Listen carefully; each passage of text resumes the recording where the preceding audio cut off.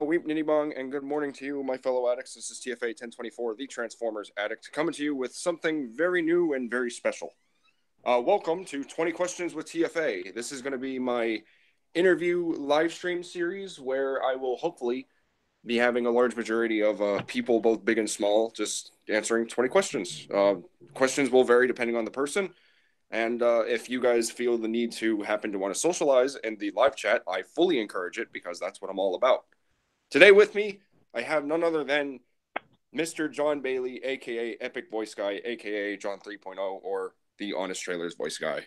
Please feel free to introduce yourself, sir. You just did. I'm both big and small. I'm big physically and small professionally. And you just gave every username I've ever used. So yeah, I think you got it. So first off, how are you doing? Oh, I'm stuck in traffic for the next hour and a half. Thank you, Los Angeles. You're always consistent on Fridays. Only on a Friday. No, not only on Friday. It's just worse on Friday. Well, that's unfortunate. So I'm hoping Thankfully, that we do I get don't some. have to drive. I do a lot of work from my home studio, so I don't have to do this every day. But Fridays, I do often have to drive to my agency, which is there's a lot of cars between me and there. Right. Probably a big old line.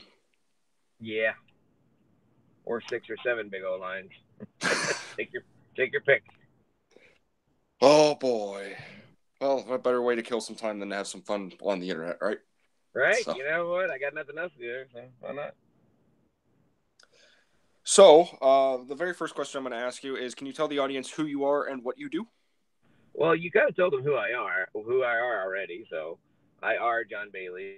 I used to be Jonathan Crumpton, and then nobody spelled my name right, so I gave up. And Bailey's my middle name, named after my great grandfather. So hopefully he was a good dude because that's the name that stuck.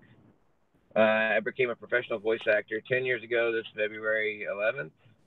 That's my work anniversary of my first professional gig, and I've done voices for just about every area of the business that exists. I started off with commercials. Then one of my very first gigs early on was for Star Wars toys, like the actual voices in the toys, and some of the toy commercials, which was a cool gig. I always wanted to work on something Star Wars related. I filled in for Captain Rex, which is D. Bradley Baker. Got to talk to people at Hasbro that worked on the Transformers brand, which I thought was really cool. Even got to do my Optimus Prime voice for one of the ladies that worked used to she worked in Transformers animated department back when they were still making the toys for that. So that's how far back this goes. Transformers animated was just at the end of its run. And she told me this great story about how she had worked with Peter Cullen, and she totally nerded out because she's a fan of what she works on. It's not just a job for her. So we had that in common because this is not just a job for me. Like I love this industry, and I grew up with a lot of the stuff that I'm now getting to work on. And from there, I went on to do movie trailers and TV promos, and a lot of what I do now is professional sound alikes for other actors. Most of them are big celebrities, which is so bizarre. Like I filled in for Ryan Reynolds for the entire Detective Pikachu movie. If anybody happened to get a screening for Detective Pikachu, you most likely heard me in that. But I basically am the place card holder for the final actor. Just and that's how I got the job with Bumblebee movie. I was hired to fill in for Peter Cullen until they were ready to record him. Once they had the script finalized, they were just kind of playing around with different ideas.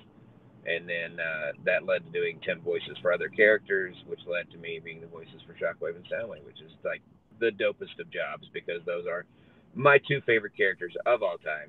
So just so there's no confusion, Optimus Prime has never been my favorite character. He's always been my third favorite character, right behind Shockwave and Soundwave. Shockwave's the best character ever. I mean, the guy's got one eye, one arm. He's handy capable, and he still was able to defeat Megatron and all of the Autobots and put Optimus Prime's head on a stick in the comic books. And it took the entire Dinobots to fight him by himself, by fighting him by himself in order to defeat him. So I'd say he's definitely one of my favorite cool characters. And Soundwave, like, how could you not like Soundwave? Soundwave had the coolest voice. He had the coolest character design. Old It was old just like, what's 1980s not to love tape about him? deck. tiny little minions living inside of his bra. So. Yeah. Yeah, those two are pretty cool. I specifically lean more towards Shockwave myself because I'm a science person. I always enjoyed science. Same here. I always loved math and science. My kids, nobody else in my family likes math at all. Like they all hate it. I don't know why. I was a geeky nerd. But yeah, so that all these different jobs I've done, there's very little of the business that I have not worked in yet that I even know of. I haven't done any. Well, I can't say that anymore. I was gonna say I haven't done any adult work, but there was a very mature Netflix series that I had to do some adult content for. Unfortunately, Hmm. there's also an anime called Backstreet Girls, which is currently on Netflix, that is very mature. It's Oh. hilarious and really bizarre, but it's very very mature. So nobody under 18 watch that thing. You can hear me as various voices in that. You can also hear Richard Epcar and DC Douglas, who you might know as the voice of Chase from Rescue Bots. So there's a lot of familiar names in there. It's a funny show, that's for sure. But yeah, just a little bit of everything, and every week I'm doing the same kind of stuff. I did a couple of jobs this week. You can hear me in an episode of Henry Danger next week on Nickelodeon. I think it's next week, and then I've been filling in for Josh Gad for Dog's Purpose Journey. I don't know. It's one of the dog movies. Okay. Sounds like some cool stuff there. Yeah, there's definitely a lot of cool stuff. I mean, there's a lot of jobs that aren't cool pop culture jobs, and then there's a lot of jobs that are. So it's just it's a great job to do regardless, but it's always more fun when you definitely know what it is you're working on and you're a fan of it. So So I guess this because you kind of were segueing into my second question, and then continued on, which I do appreciate. It was very, it's very awesome to hear that kind of thing because that is pretty much a dream come true. But going, kind of taking the reels back a little bit. So you mentioned that you are the voice of a Optimus Prime. Like we all know as the Transformers community and the Transformers fandom, we know that you voiced Optimus in Machinima's Transformers Combiner Wars series. So my well, question to follow up Combiner on Wars that. was not a series. Combiner Wars was a season of the series. Each series or each season had a different name. So it makes it easier for me to say that I was Combiner Wars Optimus Prime because, in my opinion, there was Combiner Wars Optimus Prime. There's Titans Return Optimus Prime and Power of the Primes Optimus Prime. So the other two are both voiced by Peter Cullen, which I knew all Right. along that that was a possibility that they would bring in other actors uh, if they got a bigger budget. We knew this was a low budget production up front, so I was again. I'm happy to be the understudy for Peter Cullen. He is the voice that inspired me to pursue this career in the first place. And so anytime I get to fill in for him, I consider it a great honor, and I try to do my best to do that character's voice justice the Peter Cullen way because that's what they hired me for. They hired me to sound like Peter Cullen. I had a guy on one of the boards. I won't mention any names because frankly it wasn't worth remembering, and I don't really care. But going off about how my terrible impression of Optimus Prime sounds like Sean Connery and John Wayne had a baby. I was like, well, John Wayne was part of the original voice if you knew your history. But what people don't understand about production. They only understand what they see on the screen, so they don't know what goes into it. And I'm not hired to be my own version of Optimus Prime. I get hired to sound like Peter Cullen's Optimus Prime. So it's like just having a backup in case he's busy or in case he doesn't want to do the job because of health or for schedule Yeah. reasons or because the budget's too small for his time. Because you have to understand, he lives in Pasadena. In order to do a job in Los Angeles, which is where they do everything out here, it's a lot of traveling time to go back and forth between those two areas. And if he's gonna have to come down to the studio, you're gonna have to pay him a really good rate. And he's well worth it. Hmm. I mean, he is Optimus Prime, and he will always be my Optimus Prime. So, I mean, I'm perfectly fine being that guy that just, fills in the gaps whenever he is unavailable or can't do it for whatever reason. And they know that if he's interested, that they have to ask him first. That's like my number one rule. Gotta ask him first. If he's unavailable or unwilling, then I'm fine with doing it. But if he wants to do it, I'm not. Don't even bother asking me because I'm not going to take the job from another voice actor. It's happened to me multiple times where I'll get an audition for something and be like, I'll give you an actual example. It's been a while. It's back when I first signed with my agency, so it's probably been 5, 7 years ago, or five years ago. I got an audition for Marcus Phoenix, and I'm like, well, John DiMaggio is Marcus Phoenix. Why in the world would they be recasting this character after all these games? And so I just messaged him. I'm like, dude, why are they? I mean, he had no idea. And then he explained to me, well, sometimes they go fishing to see if any other voice actor can sound just like Marcus Phoenix, but we'll do it for a lot less money. And his advice was to tell my agency to go f themselves and just to leave other characters' auditions alone. And so yeah, I learned. In fact, Steve Bloom told me because I'd auditioned for Wolverine, which you have to understand. There's a lot of stuff out there for Wolverine, and but I know Steve Bloom does a lot of Wolverine voices. He has for the animated series. He has for a lot of the video games. And I was driving him back to the airport from a convention, from our local convention back home, which I had requested to bring him in because he's such a great guy and he's great at conventions. And he told me that he has to re-audition every single time Wolverine pops up. He doesn't just automatically get it. They keep on. He ends up booking it, but they keep making him audition for it over and over again, just by the chance that somebody out there can sound as good as he can for less money. And it's like, wow. I mean, the industry is just, you got to learn all the nooks and crannies, man. It's like the labyrinth. You have to know everywhere where every single road goes and how every single Yeah. facet of the business works. So I try to avoid any auditions for characters. And I know so many people in the industry now that I used to look up to, and I still do look up to, but I don't. I look at them equally now. I look over at them instead of looking up at them. And I always try to watch their backs, and hopefully they'll do the same for me and be like, well, they're trying to audition this character that you've been doing for 10 years. That's not cool. So I let them know about it so they can let their agent know that, hey, they're auditioning my character. And sometimes it ends up helping them, and sometimes there's just nothing they can do about it. With Yeah, same that thing with, seems kind of scummy. yeah, but it's just the way the business works, man. Steve told me that he's gone through the auditioning process, all the callbacks, got the job, was in the car on the way to the studio, and they called him while he was en route to tell him that the job had been canceled and that they no longer needed him to come in. So even when you think you got it, and in fact, I had another friend who was a voice of a main character on a very popular animated series based on a very big brand that everybody would know, but I'm not going to mention it because I don't want to cause him any problems. But he booked the voice of one of the main characters. Out of four main characters, he booked the third one, and he recorded for 3 or 4 episodes, and then they up and decided to get Sure. TV stars instead. And went just he got still got paid, but it made him very bitter and angry about the job, and as well as anybody should be, because it's like I thought I was going to be this character. So you never really know if you're really going to be the voice until once the first season is completely recorded and on the air. Then you can be sure. Okay, now I know I'm the guy. I'm the guy. Yeah, it's just the way the business works. You have to be careful with it. So yeah, I'm always on the lookout for stuff that I know that belongs to somebody else, and that my biggest one would be doing Optimus Prime for Peter Cullen. And yeah, I know that the same thing with Cyberverse and with Rescue Bots Academy. They I actually worked on the sizzle reel, which is the initial pitch for the Rescue Bots Academy concept, and it was a little bit different back then. But they ended up going with a new studio, Boulder Media, out in New York, and so nobody in LA even got auditions for it. In fact, most of the voices are being done in house, which means they're not even putting out auditions. They're just finding people around the studio to do the voices for it. So Yeah, that I didn't explains even get why a chance to that one guy audition. who does. I'm sorry, I didn't mean to cut you off. No, go ahead.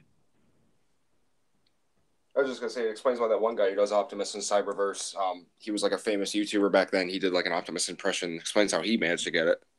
Yeah, well, he does the standard Optimus impression that a lot of other people do, which is that voice that just sounds like this. It sounds like Yeah. Doctor Smooth back from the old days. It's like I know about 100 people that can do that version of Optimus, which is just a low heroic voice.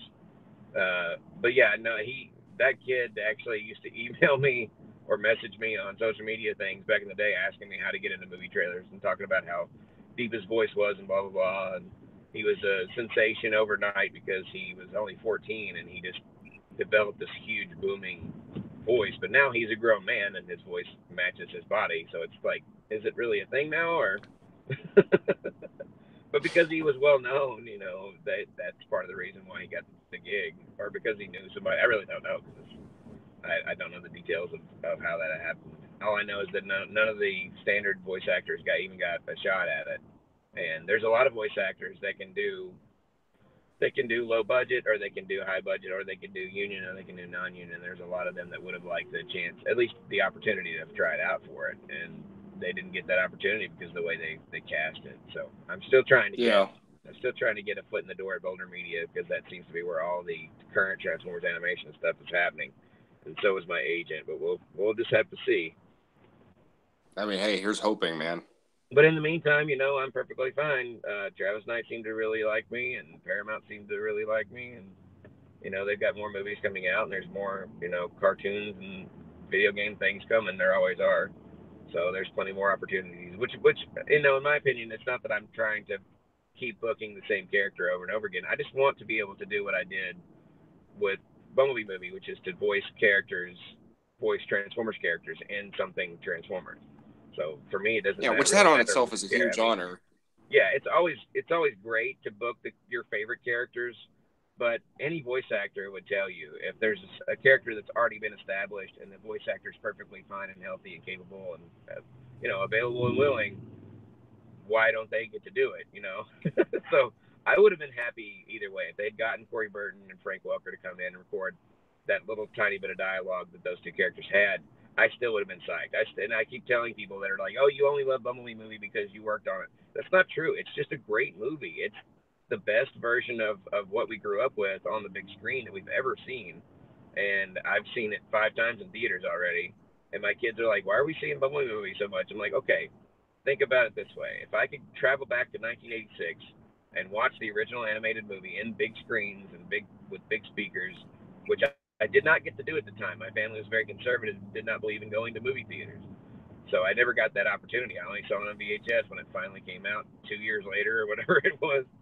So, yeah, if I could travel back in time and watch it in a big, I would watch it so many freaking times. I think anybody who had the chance to go back and watch one of their favorite movies would do it and see it as many times in the theater as they could. And this is my chance to do that again, because it is that type of movie. Like, people are going to wish they could have seen this in the big screen as many times as they could while they had the opportunity to do that before it all goes to smaller screens, because it's just a great, fun movie. And the more I watch it, the things that I didn't love, I didn't love the movie 100%. I mean, I definitely loved the movie like 95%, but the 5% that I didn't love, it doesn't bother me. It's still leaps and bounds over what we've seen in the past, and it's just such a freaking great concept. And I'm perfectly content with continuing to be, a sound alike for other characters. But any voice actor will tell you, which is the point I was getting to, what we really want to do is voice new characters that have never had a voice before.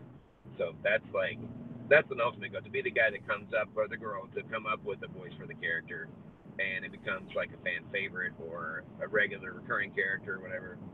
That's the type of gig that you want to get. So now it's not like, oh, I fill in for Optimus Prime. It's like, no, I'm the voice of, XXX. And, you figured out the puzzle that got you booked for that gig and became that character, and you came up with the idea. So I will never be the guy that came up with the voice of Optimus Prime. Only Peter Cullen can make that claim. So that's a big thing on the list. But one of my biggest things on my lifelong dreams and my career checklist, my bucket list, was cross that off. You did it. Yeah, it was to be the voice of a character with Peter Cullen as Optimus Prime in something, and that was when I thought chances were extremely slim, because his age and his health. There's a chance that there's not many opportunities for that to happen. Yeah, left. He's what, 76 now? No, he's 78 now, I believe. Oh, dang. 77 or 78.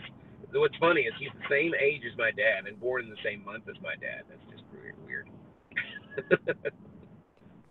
I mean, he's up there with my dad. My dad's grandfather. I'm adopted. He's like 80. My mom's like midway in her 70s. So yeah, my parents had me really when they were really old already. So I was supposedly a surprise baby or something. They were both pushing 40 by the time I got here. Yeah. But yeah, so it is what it is. If I got the chance to to audition, which I almost did. There was a version of Transformers where I was to be a young just recently crowned Optimus that was previously a Ryan Pax, and it has just become a Prime. So they didn't actually want Peter Cullen for that role. They were looking for what would basically be a young version of Peter Cullen, and they said, we really just want you to do what you already do because we think that's a perfect voice for young Optimus Prime who just became leader. And there's not a full blown war yet. It's just Decepticons and Autobots don't like each other. And I was like, that would have been so cool. And I got my fingers crossed for it, my hopes up, which is something you should never do in this business because you'll get continuously let down. Yeah. So it is what it is. But I've had three different voice actors that I greatly admire and respect, that I look up to a lot, like heroes of mine. All have worked on Transformers. All of them at different times and different places, individually, have said, "Man, you're coming up, man. You're waiting in the wings." They use that exact phrase, which is so weird that three different guys who worked on Transformers would all say "waiting in the wings" to me. And they're like, "Are you guys at a club or like what's going on?" You figure me out a little bit. The So Transformers maybe Club. that's just true. So and you have to understand, I haven't even been in LA 2 years, and I'm already got two credits in a movie. That's freaking huge. So a Yeah, lot of people that's tell me it would take 3, 4, 5 years to really get established once you move to Los Angeles. In fact, most people tell me I wouldn't survive the first year. and congratulations to that, by the way. Like Thank you. I'm me personally, I'm like super happy to actually see you up there I'm on just the happy biggest to screen. be surviving, and I'm anything I book that's a big deal. I'm extremely happy about, like the Mitsubishi car commercial campaign, the Cricket Wireless campaign. It's just there's a lot of cool stuff going on now. I'm hoping and hoping to book more main roles in video games instead of just additional voices, which I'll take any credits I can get because I love doing character work instead of just the being typecast as the movie trailer guy. Which a lot of people think that's the only thing I can do because they don't take the time to find out what I can do. And then when they find out what I can do, then they're just holy crap. Like starstruck, pretty much. Well, even Travis Knight when I started, because he didn't originally. I wasn't going to record the voices that I did because it was Steve Bloom and I were at the studio at the same time, and they came out and said, "We just need to know which characters you've booked before." And I'm like, "Well, great. I haven't booked any of these characters before. I'm still looked at rookie." And Steve's like looking at the checklist, done it, done it, done it, done it, didn't do it, done it, done it, done it. Like he's like, because he's been doing this job for forever, and he's worked on Transformers for a very long time. So I just, manned up and just asked Travis Knight, would you mind if I recorded some of these other characters? I said, two of these are my two favorites of all time, and I've been practicing these voices for 35 years. So, and he was very adamant about getting as close to G1 voices as possible. So that's what I did, and I recorded 6 characters total, one of which was Optimus Prime, which I knew was going to be Peter Cullen in the final version of the movie. So I had a 5 chances of being a voice in the film, and out of 5 of those, I booked 2, which I think that's pretty dang good.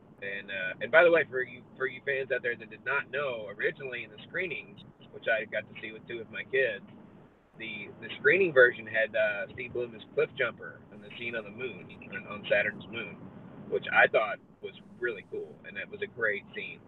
But then he got recast, and they switched him out with Wheeljack instead, which I thought he did a great job as Wheeljack.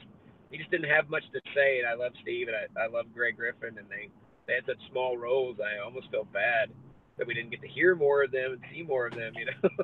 But it was just Yeah. it's the most surreal, cool feeling looking up on a big screen in the theater and seeing my name sandwiched between Steve Bloom and Greg Griffin with David Soboff just a few inches away. Yeah. And it's just like, holy crap, man, that's my name. Which again, that's just really awesome. Like you got up there with like 3 of the main Transformers voice actors, or like in that whole movie. I mean, like that's just, like I said, that's just really awesome, and I was personally really happy because I remember messaging you on Instagram about it too. I was like, "Is this actually like?" I heard a rumor that you voiced Soundwave and Shockwave, and I contacted you about it, and like when you actually answered me, I kind of was like all giddy, like I how, don't. like I said, we I'm first met confused on. as how is it a rumor when it's on IMDb? I always forget IMDb is a thing. I don't know how, but it just People slips keep my forgetting mind. that Google exists. They keep coming to me for tech support, every day I have to answer 15 questions that they could Google and get the answers in seconds, How but they'd do I rather wait turn 2 or on 3 my days computer? for me to reply. Um, so kind of just going back, I know you kind of corrected me. It's not a series. I just personally call it a series just because it just, they took a little while for the next season, I guess, for, Titans Return and then Power of the Primes. But the question is, so how does it feel to say that you are a voice of Optimus Prime? Like, you're Dude, up there it's the with the freaking ranks of, coolest like, thing Gary ever. Chalk, Peter Cullen, David Kay. Neil Kaplan. So, I mean, like, how's that make you feel? Like, Dude, both actually, all 3 characters. Like seeing the very small. There's a very short list of actors who have been the voices of these characters, and it's like, wow, that's my name's up there with some really big names, and that's a little intimidating, but also like extremely proud that I'm able to be in that position. And there's a lot of stuff that a lot of people don't know that I voiced for Optimus Prime for, that because like I said, Hasbro has been hiring me to fill in for stuff that Peter Cullen is either unavailable or unwilling to do for whatever reasons. And so there's a lot of cool stuff that I get to work on that's never public.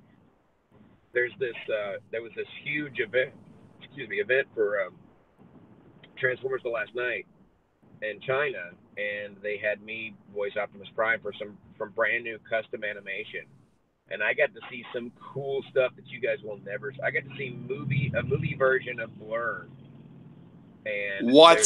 yeah, I know, it's so freaking cool. And What? there's GI Joe characters walking around, including Flint, with Transformers characters. And when I asked Travis Knight about a GI Joe crossover, and I even told him, it was like, who does not want to see one of those big 360 Avengers shots, but with Optimus Prime and Dwayne Johnson on his shoulder with his freaking Gatling gun? No Transformers fan or no movie fan will not want to see that. They're gonna want to see that. He's like, well, it's because of the licensing and the who owns the franchise and who gets to make what. We haven't been able to get those two on the same page. And I'm like, yeah, because you could revitalize. You still have my mind wrapped around that movie way. Blur. Go ahead. That my mind's just still wrapped around that. How did he look? Like, off topic, out of the away from the toy. How did that look, honestly? Because I've always been curious. Like, what would Blur or these other characters look like in the movie verse? He looked very, very Bumblebee movie style. Like he looked G1, but yet movie. And yeah, it was just so great seeing GI Joe characters and Blur in with Optimus Prime and Bumblebee. It was just really freaking cool. And I can't show. I got sent a link to it so I can see it myself, but I can't share it. I was like, can I please use this for my demo? And he was like, no, this can never be aired publicly. This was only for the event in China. And I'm like, this is so cool. I can't share it.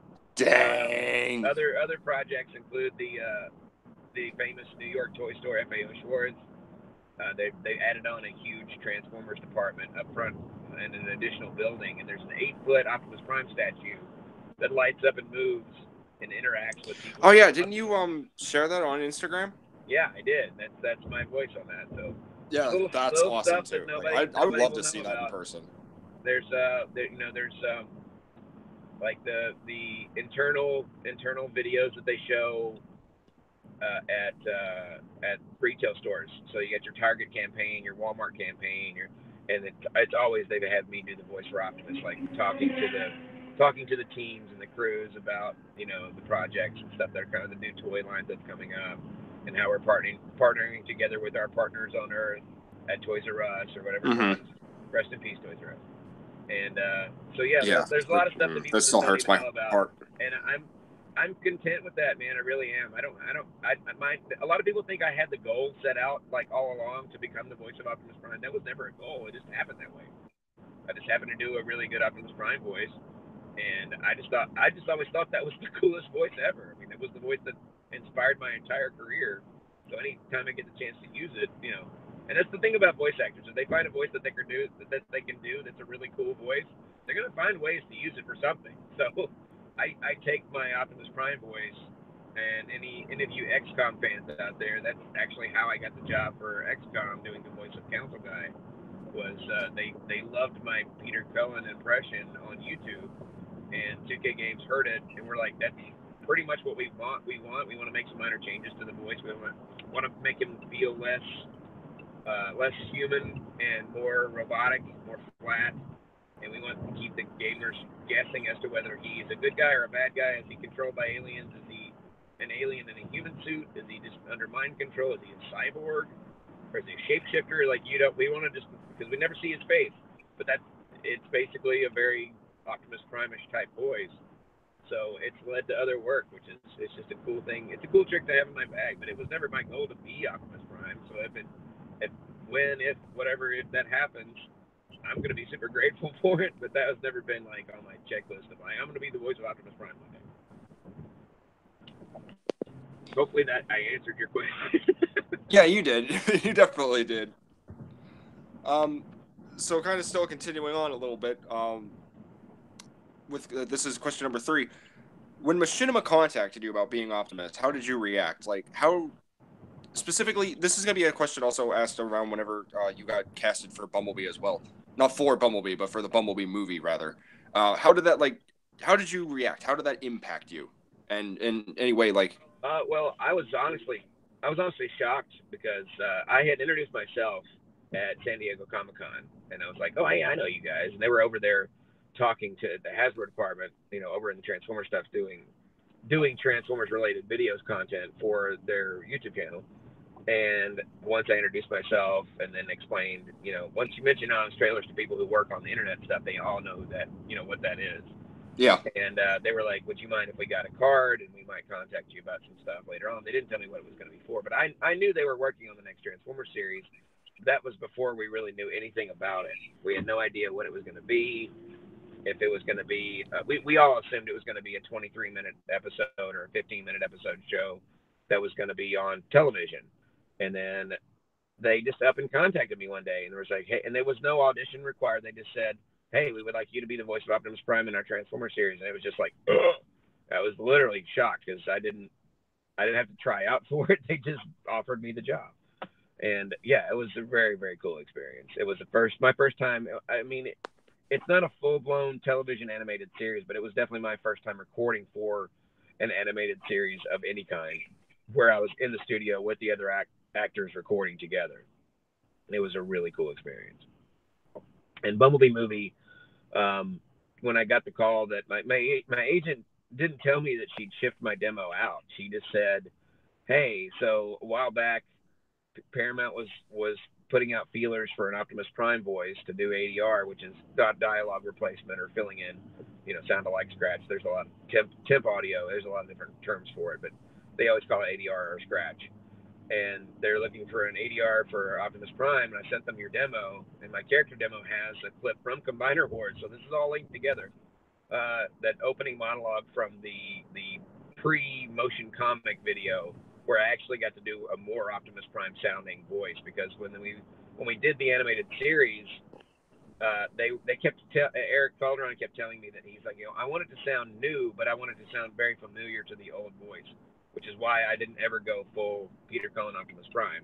I kind of tried to. I tried to slip it in a few times, kind of like Wolverine when Hugh Jackman was trying to get a bub in there, and he just couldn't get them to to let him say bub. That's just something that Wolverine says. They ended up accidentally leaving one of them in. So yeah, I kind of felt like that, and it's like I kept getting like, no, let's go back to the lighter version of the voice. So that was not under my control. That was just what the creative team wanted, and your job as a voice actor is to give the director what they want. But for the prequel part, it was definitely an old school Optimus Prime type voice, and the way they cut it, the way it sounded, it was a really good clip. And I'm like, I'm using that for my demo. It's like the very first clip, and Paramount loved it. They brought me in. I had no idea until after 3 sessions that I was working with Travis Knight, because usually when I work on a film for ADR, they don't have the director of the movie in there with you. They just have some booth director or some casting director that's like way under the main TV director, because it's just voice work. Travis Knight was very on hand. Like, he is a legit Transformers fan. Before every single character we recorded, they had a full montage of the old cartoon with all the clips of that character, so you could get a good feel for the voice for it, which was so freaking cool, dude. It was like, because you have to understand, a soundstage is like a mini movie theater. So you have Right. this huge projection screen. It's digital. There's great surround sound in there. It's all padded and quiet, and there's just one microphone in the middle of the room. and then there's an engineer behind the glass in the next room, and then there's a director sitting there with you that just kind of like, do it this way, try this, try that, in between takes and whatever. So just getting to see that and getting to see the whole opening animatic of the movie, like it wasn't finished animation yet, but that whole Cybertron scene, I was like, holy crap, this is better than anything Transformers I've ever seen on the big screen before. Just this one section. He's like, oh, the pre-finished animation, that's awful. I hate this. So I was like, dude, it still looks awesome for a Transformers fan though to see this. So when she just up and emailed me, by the way, sent your demo out, they want you to be Optimus Prime. I was like, holy crap, thank you, I guess, because I didn't even know that she sent it in to anybody, and they just wanted me, and I did. I remember my very first session before, like I said, I didn't know this was Travis Knight at first, and he told me when after I recorded a few takes, because they just had me do a run through the script once to get volume levels and everything, make sure everything was ready to go, and he turned to me and he said, man, if I could sound like that, I would never stop talking that way. I would just talk that way all day long, every day. Oh wow. So yeah, it was a surreal experience, because I knew up front, they're like, you're not going to be the final voice of Optimus in the movie, but we're but I get to see stuff ahead. So I had no idea going into it that I was going to be the voices of Shockwave and Soundwave. I just knew that I was going to get to see some stuff early that nobody else was going to get to see, and hear the temp voices or whatever, and that eventually Peter Kong would come in and record, and I was perfectly fine with that. And then when I found out that other characters had speaking parts, I auditioned for it separately, which is so odd. Usually when you audition for something and you don't hear back, that means you didn't get the job. And I auditioned for it once. They were like, pick 3 characters, and they had a list of like 8 or 9. And of course, I did all of them. I'm like, I'm not going to pass up a chance. I'm doing every audition, and you're going to submit me on everything that you possibly can, because this is Transformers, and this is my favorite brand, and I've always wanted to work for them on things like this. So I auditioned for it, and then heard nothing back. I got another audition, the exact same audition, but this time it was from a different director or a different studio. I don't really know. I just know it was a little weirdness with the auditions. And then I got the audition again. So I don't know if they were just having me do a callback, or if it was just the studios were passing the audition back and forth between studios. I don't know. Nobody really knows what happened. Nobody can tell me what happened with it. But I didn't get my hopes up for it, because I never heard anything back about it. I was like, well, at least I gave it my best shot. And then while I was there for my last Optimus Prime session, Gray was there and Steve was there. And I was like, it was like that moment, that the very first Thanksgiving where you're old enough to sit at the grown-up table instead of the my god, table. I know that feeling. It was like exactly. That feeling. I was like, holy crap, I'm in with the big leaguers now. Yeah. Like, and so. Okay, so you kind of also. Go ahead. No. You finish first. I'm sorry. So I'm almost done.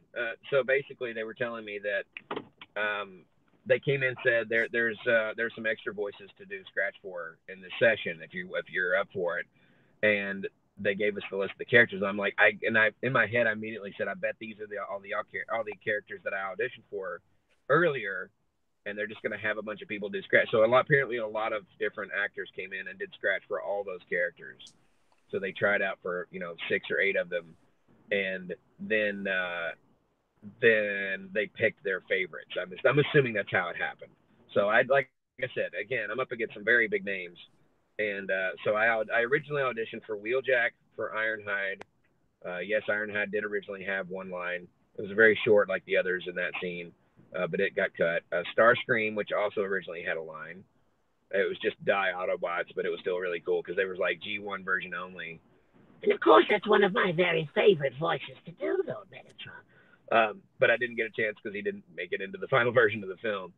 And I auditioned for Ratchet, which is not one of my strongest, but I gave it my best shot. And I remember having a conversation with Mr. Knight about, did he want to keep the voices the same in continuity with the rest of the Bay films? And I did my version of movie Ratchet, which is pretty good. And he's like, no. G1 is close to the original cartoon source material as possible. And I was like, that was a really good, that's a red flag for me. It's like, okay, this guy is definitely giving Transformers fans what they want, not what they've come to expect from Transformers movies. I mean, if he wanted to go even further with the whole G1 thing, he'd have to probably be like one of the 2 voices that Ratchet had in G1, because he technically had 2 voice actors. Right. So, but he gave me the references. But I'm pretty sure he wanted something like this, Yeah. but he gave me that kind of thing. he gave me the clips from the show that they played before Ratchet were all from season 1, so it was like, yeah, it was definitely the original voice. And I auditioned for Braun, and I think that was everybody. And anyway, so there was like, and then Soundwave and Shockwave, and there was a Decepticon drone a warrior that never actually talked in the final version of the film. But yeah, so when I went in to request that, I was like, they did the whole list thing with Steve, and he's booked most of those characters. So when I came in and started, and I asked him if I could, try to record for some of these other voices, because I'd already knew what they were going to say. I'd auditioned for it 3 times, so I was like fully aware of what was going to happen. And after I recorded a couple of them, he's like, dude, you are blowing my freaking mind. You sound just like all the original characters. I was like, I've been practicing for these for 35 years. These were the characters that I cut my teeth on, so to speak, which is a phrase you younger folks won't understand. That means you trained on. It's a reference to teething. I said that to Josh Keaton and a few other people when I first met them, and they were like, are you okay? Did you hurt yourself when you cut your teeth? I'm like, I'm so old now. That was my first I'm old moment. But yeah, so I did the scratch, and I was so happy that Travis. That was a huge compliment coming from Travis Knight, saying that I blew him away. So yeah, and then we saw the screening version, which is so far the only time I've ever heard myself as Optimus Prime in a movie before, because Peter Cullen still had not recorded yet, and my 2 kids were just starstruck. It was like one of those MasterCard commercials. For everything else, there's MasterCard. Because it was just like, I'm never going to forget that moment. We didn't even know what we were seeing. We just got an invitation for a screening, and then we got there. The guy says, you're the very first audience to see the screening of Bumblebee. And we were like, holy crap. The odds of that happening, of working on the film and actually being in the audience for the very first time it's shown publicly. And it was like, holy crap. And every single character that I had recorded were in that version of the film. And my kids are like, what does this mean? Does this mean I'm like, I don't know. It could mean nothing. So don't get your hopes up. But it's a memory that I shared with my 2 youngest kids that none of us will ever forget, because it was so cool. When Optimus Prime first opened his mouth, it wasn't Peter Cullen, it was me. And I was like, what? So yeah, the short version to answer your question, it blew my freaking mind. I was gonna say, if that version never gets out to the public, what you could probably do later on is like dub it and just put it on your Instagram or something. No, I don't think I don't think if I want to continue working for Paramount or Hasbro that I should dub anything that they've made. Yeah, fair enough. Not without letting them know first and asking for permission. No, I mean, of course, yeah. It'd just be cool to hear that, though. Like, I remember hearing you in the trailers, and I thought that was like, whoa, that's awesome. It's Jon Bailey. Well, the trailer thing I had no knowledge of and had nothing to do with, because I do a lot of ADR for trailer. And if they'd wanted me to scratch Optimus Prime for the trailer, they should have just asked me to re-record it instead of looking for clips from we don't really know what happened. It only happened in certain international spots. It wasn't anything that was in the U.S. spots. And it led to a lot of confusion with angry fans getting mad at me because they're like, you can't be Optimus Prime. You better. I'm like, okay, I had nothing to do with this. You need to stop being mad. Peter Cullen's going to be Optimus Prime. He's always going to be Optimus Prime. And so, yeah, anyway, I couldn't say anything because I was under non-disclosure agreement, so I had no idea how to defend or address it, because I can't talk about even having recorded it in the movie, which I had. So they used the audio from the film that I recorded scratch for, and they stuck it in some trailers and mixed it with Peter Cullen, which was a very I'm guessing that maybe it was a rush job where they just didn't have time to contact anybody to re-record lines, because Peter Cullen definitely had not recorded yet. And yeah, someone actually just sent the comments that explains the second trailer, because that's where we all heard you mostly. Yeah, and it was like, and then they used clips from me from the film, and those two sound bites don't sound the same together, because the scene that I recorded my lines in was a very serious, like, one-on-one moment with Bumblebee in the film, and it starts off with his happier, like, lighter register voice with Peter Cullen saying Bumblebee, and then it cuts to me being like, we have to our war. They're 2 different pitches. They don't even sound like they were all said in the same sentence. And I was like, if they just asked me to re-record, I would have been more than happy to, like, just make all that match up, But like I said, I had nothing to do with it. I can't just go say, hey, I want to re-record this. That's not how the business works. You just wait for them to come to you. So it happened, and I let my agent know. I was like, hey, they're used, because some fans are the ones that, like, brought it to my attention. And I was like, I can't really say anything, but I immediately took the links and sent them to my agent and said, look, they used my voice in the trailers. I would have been happy to re-record for this, but what do we need to do? Because when you just find your voice on things that you didn't book, sometimes that happens, you know. So Paramount was like, they checked the timestamps that I showed them. They're like, yeah, they used John's voice, and they just did it. They did the paperwork and invoiced it and did the booking, and everything was all. They made it cool. I wasn't going to push it. All right. Which, you know, very wise move on your part. Call completed. So sorry, phone call. The last thing I wanted to do is tick off my favorite client. So I didn't want to push the issue, but they were very cool about it and they made it right. So but yeah, it's that I still don't know exactly what happened for that. I'm guessing it was just they pushed those trailers out before Peter had come in to record his stuff. Is the only thing I can think of. Yeah, it seems like they were really just trying to promote the film as much as they possibly. I Yeah, mean, not as much as TLK, because we all know what happened with TLK. It could have just been rushed. There's no telling. It's a big industry and there's a lot of moving parts in it, and it kind of is one giant transformer. In a sense, yeah. So you did technically answer question number 4 as well. So I'm just gonna move on to number 5. Okay. Now, I'm not sure if you have an answer for this one or you already did answer it, which I'm pretty sure you kind of did. So we all heard you in Combiner Wars, but we never heard you return in Titans Return or Power of the Primes. Was there a reason as to why you didn't come back? Yeah, I explained that earlier. Like the plan all along was to have a big enough budget to get the voice actors that they wanted to bring in. And they just told me that once they had, you know, the first season was so successful. So in a way, I'm proud because I helped them get the bigger budget in the first place to where they could afford to bring Peter Cullen in, which I prefer to have Peter Cullen over me too. And a lot of people there were some people that were upset about it. They were saying, you know, it's time for some fresh blood. It's what's wrong with just keeping Optimus Prime as Jon Bailey. But I'm always going to prefer Peter Cullen over me because he's the voice that I love to hear coming out of Optimus Prime's face. So I'm never going to have a problem if they want to get Peter Cullen. So I don't know about any other characters. I don't know if they just already had the cast done or if there was just not enough characters to go around. They already had very specific people in mind for certain roles that were a whole couple of levels higher than I am, you know, on the celebrity chain. I'm way down at the bottom. So when you get people like Michael Dorn or Will Wheaton or, you know, Jason David Frank, they're a little higher on the list than me. So yeah, but I don't have a problem with it. It was just that's just the way it was. I knew that going in, there was a good chance that if they got the budget that they wanted, they were going to bring in because they told me all along up front they were hoping to get as many of the original G1 voices as possible. In fact, I tried to connect Machinima with Greg Berger in case the Grimlock or Long Haul ever came up. And when Grimlock did come in, they contacted Greg Berger. So that's maybe I had something to do with making sure they got the right voice for Grimlock instead of something sounded like. But yeah, I mean, I'm never going to stop trying to help the brand be as successful as possible, no matter what that means. If that means that I'm not involved, then so be it. All right. So let's go ahead and take a break from voiceover talk for just a few moments. Okay. So how does it feel to hear yourself on or from cartoon voiceover work, I should say, but how does it feel to hear yourself on TV?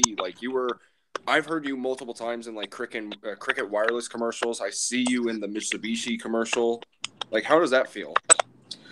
It's definitely weird seeing myself on camera because that's not a career I ever wanted to pursue. I still don't want to pursue it. I've told my agency and my manager and my wife and my kids because they all think that, you know, I should be on TV or whatever. And I'm like, look, I don't have a look that's right for television, and I'm perfectly fine because I've done a few on camera things and it takes up so much of your time, so much time. And in voiceover, especially when you're in demand for a very particular set of skills, if you will, that's the word I'm looking for, a very particular set of skills, if you will, that are very much in demand, and you don't get a lot of time to get those jobs accomplished. So I'd rather be available at home for 8 hours to do multiple jobs than be on one location for one job all day long for a much smaller amount of money than what I would have made at, you know, this on-camera job. So if I have to pick between the two, you know, I definitely would choose what I'm already doing. But if the opportunity came along to be in something that would pay well and had residuals on it, I'd be perfectly fine with that, you know? Yeah. it just eats up a lot of your time. It really is surreal, because one thing I went to the Warner Brothers Studios tour recently, and one thing they explain to you is what camera sees everything flattened in 2 dimensions, whereas our eyes see everything in 3 dimensions. So when you take 3-dimensional objects and you flatten them all out, everything is wider on screen. The Eclipse Cross is not as big a car as it looks like it is on that show. In fact, the sign out front Mitsubishi is very much more narrow. I'm a lot more narrow than I look. I look like I was about to say, that little joke, is it actually true that you look taller on TV? It made me look bigger all around. It made my head look wider. I have a very small head and a very large body compared to my head, but it just flattened me out and made me look like I was pregnant with whales, with like whale triplets. I don't know. And it was such a weird camera, and they wouldn't allow me to move my seat. Like, the seat was in a very specific location because they'd brought a body double in the day before, matched up my dimensions exactly with somebody else, and had them sit in to get the cameras and the seat in the right place. So my seat is leaned all the way back, whereas the driver is sitting up straight, and my legs are cramped up. They had the seat all the way moved forward, so my legs are all cramped up in the seat in front of me, but I'm leaning back, and just that angle and those fishbowl lenses on the corners, and it's like, it looks awful to me. It looks so bad. But, you know, it made a lot of people laugh, and it made a lot of people think, like, that's funny. So as long as I entertain folks, I guess it's fine. But with the Cricket Wireless campaign, stuff like that, I do all the time. People just don't always know that it's me. Only when I'm doing a voice that everybody is familiar with, like that epic movie trailer voice, to people instantly like, oh, that's Jon. There's a ton of stuff that I've done that people have no idea that it's me, that they most likely have heard before. And then sometimes I'll be talking about stuff that I've worked on. They're like, oh, dude, I saw that. I had no idea that you worked on that. And that's typical for most voice actors. It's not like people spot us walking down the street and know exactly who we are.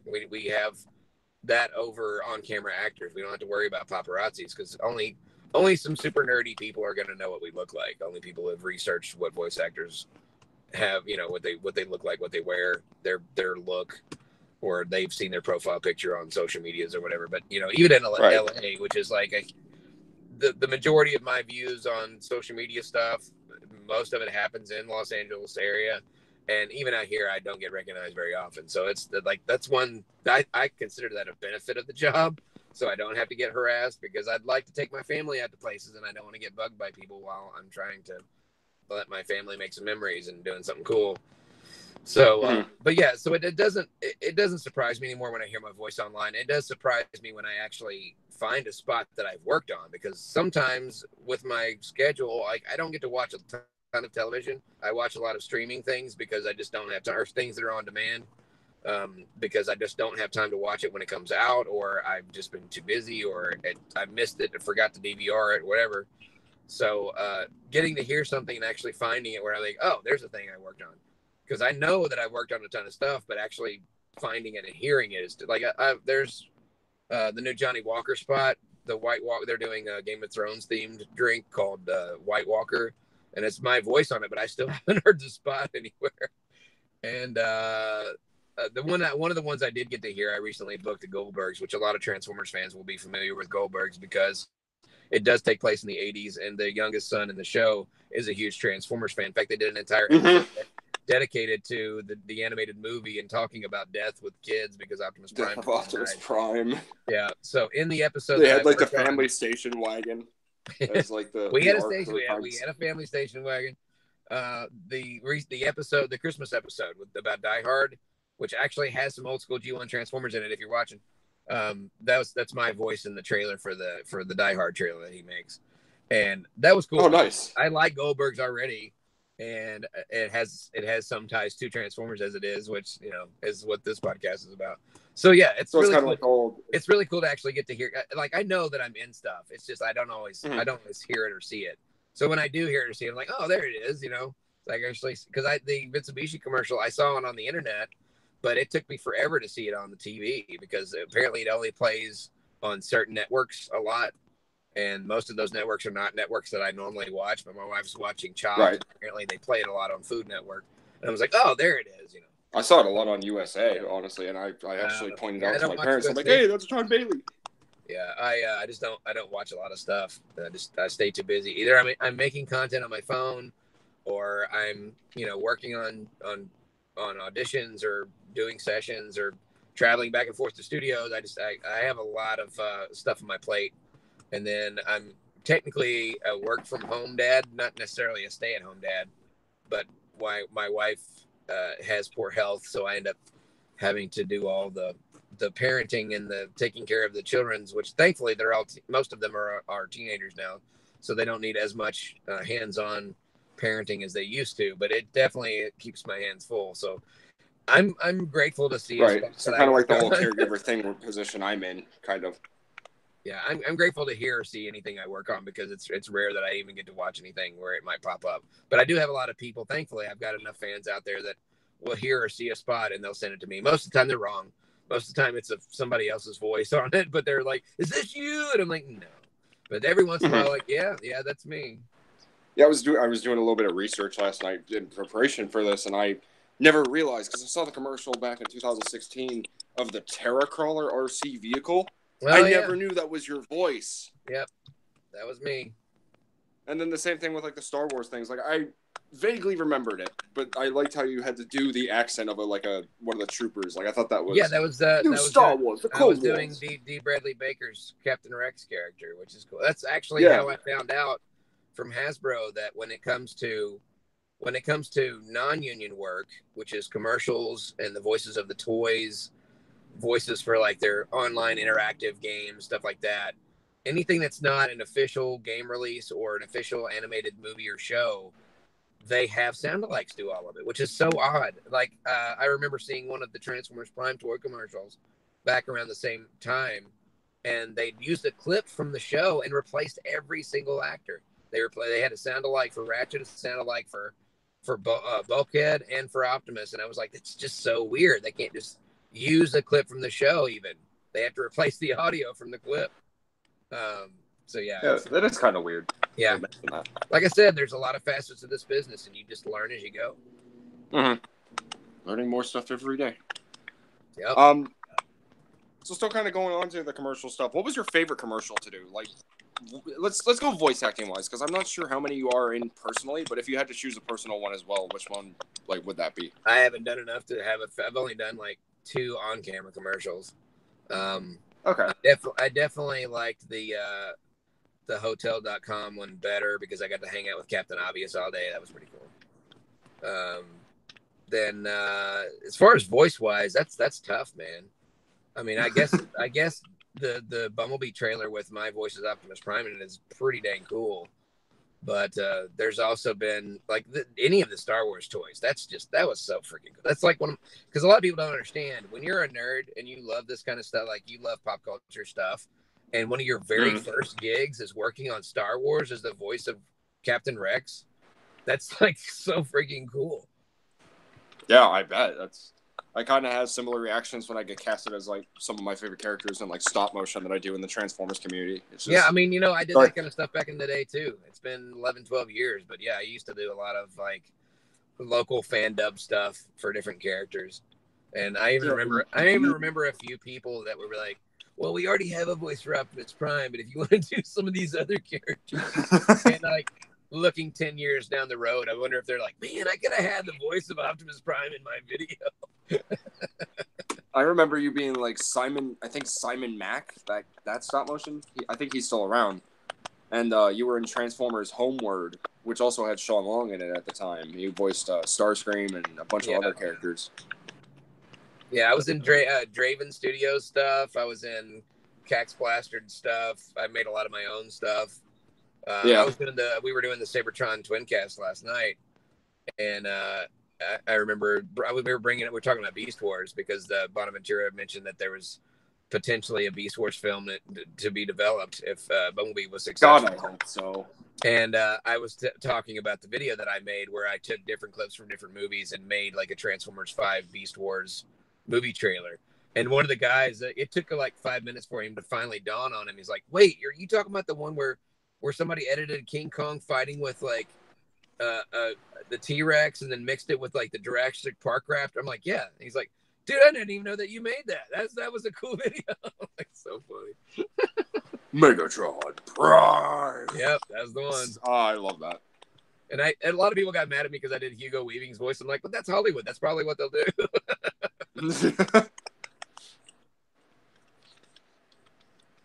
So still kind of continuing on the topic just a little bit. Are there any commercials that you personally want to do? Like on camera or voice wise? Yeah, let's just. Yeah, I think voice wise, I think would be the Voice best. wise, just any. Okay, so the Cricket Wireless commercial was a huge campaign. There was like 16 spots. They paid residuals, which is always good because you get paid after you've already done the job. And that's like any voice actor's dream, is to book a big commercial campaign. So for me, it would not matter what it was for. Obviously, I would love it if it was something that I was already, like a product that I already love, or a show or something, or a brand or franchise that I'm already a fan of. That would be ideal. But literally any campaign for any residual paying, like, commercial campaign would be freaking great, because there's a lot of good money to make. And it gets aired, like the Cricket Wireless commercials. They were everywhere I went during the holidays. Like, I went to Best Buy to look at getting a surround sound, one of those bars, those speaker bars, and the Cricket Wireless commercial came on in Best Buy on like 50 screens at the same time. I was like, holy crap, that's a lot of wow. We'll get some very satisfying answers here. Let's go ahead and take a break from voiceover work altogether. What are some things that you enjoy to do on your downtime? Well, if you have any downtime. Yeah, very little downtime. I still love going to movies. I am an proud AMC A-list member. So I get to watch up to 3 movies a week for $20 a month, and then they have discounted tickets on Tuesdays. So, like, I took my entire family on Tuesday to see Bumblebee movie during the holidays for only $25, and out here tickets are almost $20 per person regularly. So it saves me a ton of money. So I get to see a lot of more movies that I used to get to be able to see. But yeah, I still make content. I love watching TV shows. My favorite thing to do, though, is just to keep doing what I'm already doing, which is watching the trending programs and movies, and then I review them on this app called Stardust. And it works like Instagram stories, but you can review movies, and I go above and beyond with mine, and because you can also upload previously made videos, but they're never longer than 30 seconds. And I like to get very creative with mine because I do a lot of sound alikes. I use different apps to actually have the actors or the characters reviewing their own stuff, which is always funny. Oh, that's cool. Yeah, and I've got a decent following on there. It's a very new app, so it's like ground floor, and I've already got over 5,000 followers, which is really cool. And they seem to really like me over there. And it's a lot of fun to make really little quick reviews, because I mean, I've never been a fan of those 5, 7, 9 minute long reviews. Like, you can pretty much tell somebody the entire movie in 9 minutes. I want to keep some of the mystery alive. Just like, look, here's the things I liked. Here's what I didn't like. I highly recommend this movie, or I think this movie sucks. Like, just give me the basic information and I'm good. So yeah, my hobbies became almost a job, because I used to love making content, just making videos. That's how I started on YouTube, was just dubbing over old Transformer stuff until the copyright wave hit in the late 2010s. That's when the big boom of, that's our content, and we're gonna take all the ad revenue away from you. You can leave your video alone, but we're getting all the money from it. So yeah, that was the era of the Dr. Smooth videos, the Rude Awakening, which led to me doing a sequel to Rude Awakening, or technically a prequel, another Rude Awakening, which I had asked Dr. Smooth if he was, and Randall Ing if he was cool with. They were cool with. So that was kind of like the launch of me being Internetimus Prime, which is kind of what I was known for a while, was just doing a really good Prime online. So that was my hobby, just making YouTube videos, making content. So I still kind of consider it a hobby, even though it has led to more career opportunities. So it's kind of like a merging of my work with my hobby, which is great, because who doesn't want to do what they're already doing and get paid for it? You know, I still play video games. I enjoy playing video games. I stream a lot of them on Twitch. I haven't lately, because the plague came through Los Angeles as well as the rest of the country, and everybody's got colds now. So I was no exception. Oh, no. I just got over getting sick on the 6th. So I haven't even been well that long. Oh, jeez. Yeah, I like listening to music, and that's pretty much it. I guess that answers more, but I don't as much anymore. I still read graphic novels, and I just recently started getting back into Transformers comics. I was out for a long time, so I'm going to try to go back. I still collect, obviously. I just this recent week I got my masterpiece G1 Megatron. That's a freaking cool figure, man. Because the toy color one, right? I think I actually saw you it's the post about that G1 on fully Instagram. accurate masterpiece Megatron. Yeah, the one with and I also got sass. Yeah, I got the Takara RC, which is a gorgeous figure, and I started collecting the original G1 figures again now that I can finally afford it. And I got a G1 Optimus Prime in the box. The only downside is that somebody cut the tech spec off the back of it already. And I got a G1 Shockwave that was in great shape, and it's definitely not a knockoff because I triple checked my G1 figures just in case, because those KOs are really, really dang close to the originals. They look so similar. The only way to really tell is if the box looks too new and the color is too light, or too dark, it's probably fake. And it's the only thing about the figure that's not original. It looks like he's got a more modern sticker on as opposed to the original. Mm-hmm. It didn't come with any stickers. So I think the original stickers either were gone or came off or something, and somebody tried to replace it with a repro label or something. I don't know. But that's the only part of it that does. But it's still a gorgeous figure. I took a shot of my G1 next to my my new they re-released Shockwave masterpiece figure with the darker color, and I just recently got that one too. So I had the two of them in the exact same attire with the clear hands, and they're standing on each side of the Are All Dead issue number 5 in the background. Oh wow! Yeah, no, it's signed by Bob Budiansky too, which actually wrote that issue and came up with all the tech specs and all the all the cool stuff. So that's pretty dope. And then I got a whole. All the original mini bots, like Bumblebee, yellow Bumblebee, red Bumblebee, yellow Cliff Jumper, red Cliff Jumper, Huffer, Brawn, Gears, Wind Charger, and I think that's everybody. Dang, so you went all out. Yeah. So they were doing it as a bulk pack with all the little mini bots together as one buy. So I just right. I'm assuming so I still collect, man. I still enjoy collecting. And I'm not just doing it for me because it's a little personal stuff about me. I'm a very open person, so a lot of the stuff I probably should keep private. But I have a big mouth. No, I'm not gonna pry on that stuff. No, I know. I'm just gonna say it because I think it's a cool thing. My parents don't have anything saved for me for my inheritance. They don't have a lot of money. They don't have a lot of stuff, and that's fine. That's just my family. But my grandparents also. I've lost all my grandparents, and I don't have any left. And none of them had any inheritance for us. Nothing to remember them by. No special stuff. My oldest brother got most of it. He was kind of the favorite of the family, and so the rest of us, there was nothing left. They kind of just had a giant yard sale and sold everything, and there was nothing that we got to keep. And I was like, you know what? I'm not going to make that same mistake with my kids. I'm going to have some stuff for them. If something happens to me, that they eventually get to inherit. So every kid's got their own special inheritance. Like one kid gets the masterpiece line, one kid gets the entire Transformers Prime line, one kid gets the entire Transformers animated line, one kid will get the G1 line, and I also have some stuff for the girls who are not so much into Transformers. I have a lot of the original Warner Brothers store Powerpuff Girls stuff, which they're big fans of.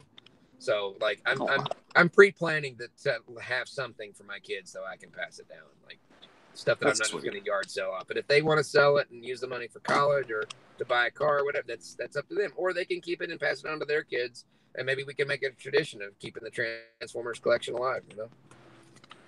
Passing down the generation of Transformers through the generations of our families. Yeah. How many more questions do we got? Because I got about 7 more minutes. Sorry about that. That's okay.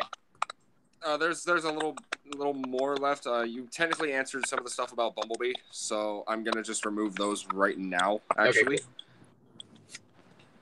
Okay. So I'll remove those ones. I guess there are only about 6 questions. Is that okay? All right. Okay. Rapid fire, maybe.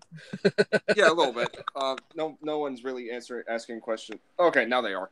So if you had to choose one franchise out of all the ones that you enjoy, which would be your favorite? Like, let's narrow it down to like pop culture, geek, nerd kind of stuff. So like Transformers, G.I. Joe, Thundercats, He-Man, that kind of stuff. Like, if you had to choose any one of those, like, which would If be I had your to all-time choose favorite? anyone, I would definitely choose Voltron before I no longer had the chance, which is too late now because they've already ended the season. I mean, you still can. I was just giving those as examples. It would be a movie, but but I did get to audition for the new Voltron series, which is really cool. And I keep hearing that Josh Keaton keeps shouting me out and bragging about me at Voltron panels all over the country at conventions, which I don't know why he has to do that. That's really, really awesome. And he's such a cool dude. It's very nice of him. He doesn't have to do that, but it's very kind that he does. But yeah, Voltron's always been a big favorite of mine. That was actually where I first heard Peter Cullen's voice in Voltron in the opening intro. Voltron, Defender of the Universe. Yeah, Silverhawks. I always loved Silverhawks, and what a freaking great opening that show had. But Transformers has always been my number one. Like, if I could work for any brand, it's always going to be Transformers. Nice. Have you ever wanted to be a movie actor or a stage actor? Nah, that never even crossed my mind. I'm actually doing stand-up for the first time tonight. I'm mainly just to get people off my back who keep telling me that I'd be good at it. And I'm like, you don't know me. You're not my boss. I could be terrible at it. You have no idea. Yeah, just have fun with it, Right. If you could be a Transformer, what would you turn into, and what would your name be? If I could be a Transformer, that's an easy one. So my legal last name is Crumpton. That's the name I was born with. And unfortunately, my username never caught on, but I was so proud of it. But I used to go by Crumputron. I think I remember that. My name would be Crumputron, and I would definitely turn into a black Ferrari with gold rims. Oh, that'd be cool. Yeah. Okay, I gotta remember that. That's nice. That was an old school username I used to go by. It's Crumputron. That was a long time ago, yeah, dude. I think it was before you were John 3.0. Well, I did the whole John 3.0 because I used to do my usernames based on whatever version of Windows was out at the time. So there was right. There was John Doe's 11. There was John XP. There was John 3.11. John 3.0 was just the one that stuck. Yeah. And then until the EpicVoiceGuy brand that kind of took off. So. All right. Moving down to our last two questions, and we'll answer some quick, brief audience questions. We actually do have a couple. Okay. What other Transformers characters have you ever wanted to voice that you never got to voice before? Well, like I said, I've always wanted to voice characters that never got to speak in the original show. So any character that has never been voiced, that's especially the Headmasters. I'd love the Headmaster.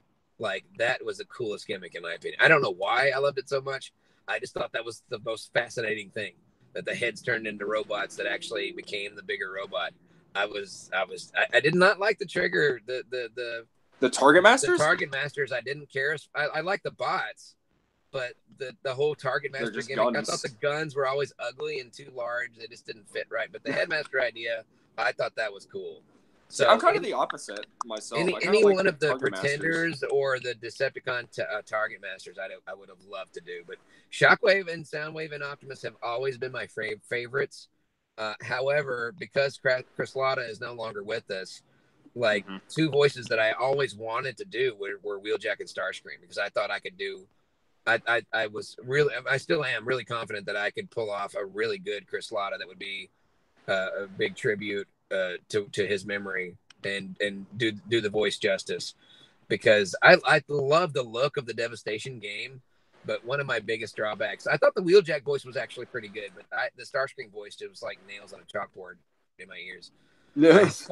But if that happens, that happens. There's not really any specific character that I would love to do the voice for, although I'd love doing Ironhide's voice as well, because that's also a Peter Cullen voice and I can do those voices.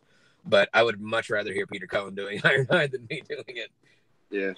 I mean, Ironhide's a fun voice to do. He's got that southern twang, that southern twang, like lubricant. Yeah, I used to, my imagination when I was a kid, I was like, they must have, either they scanned vehicles that were for certain parts of the country, like he scans a old southern minivan from the south, or they that's a really cool concept to kind of add on. Yeah, to that. or they landed when they, as if we're going with the Bay version or the movie version of things, if they landed across the world in different locations, somebody lands in Louisiana, they sound like they're from Louisiana.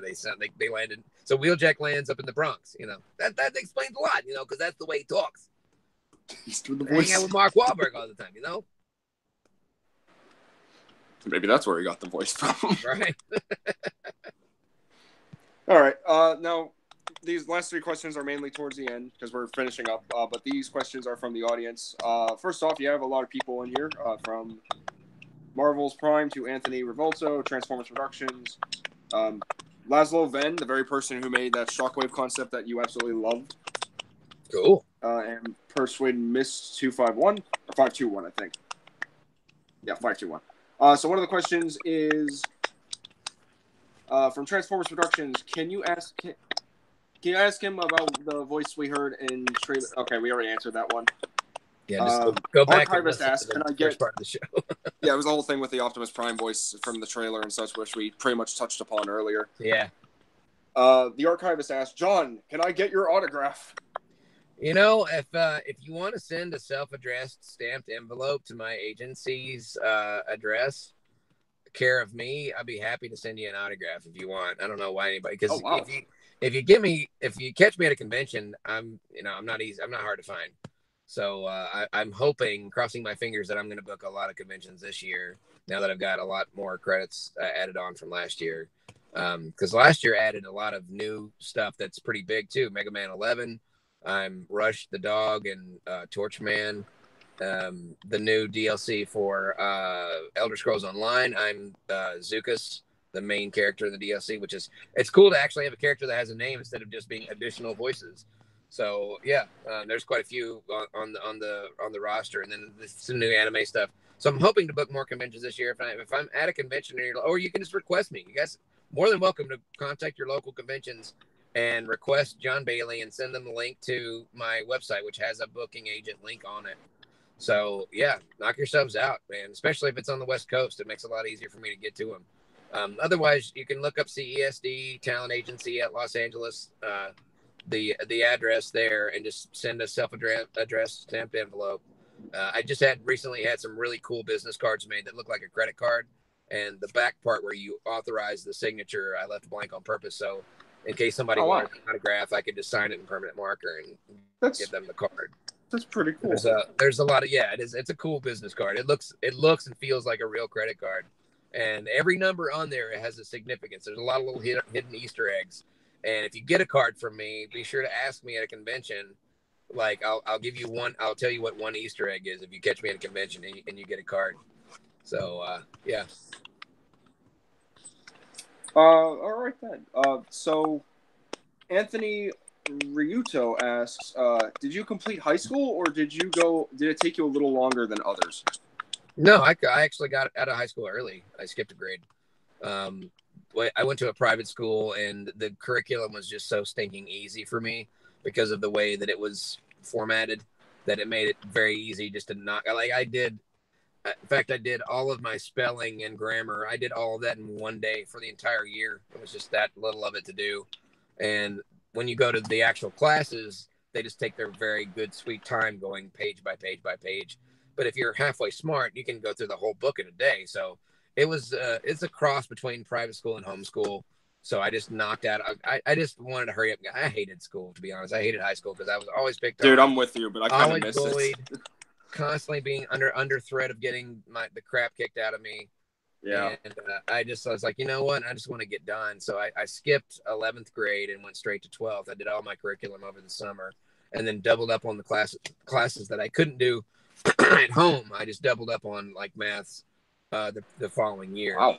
And then I went to an unaccredited college, which I was unaware at the time. It was based out of the private school that I went to. I went to an unaccredited college. Actually, was for ministerial school because originally I was going to be an evangelist, like that traveled and spoke to different churches and stuff.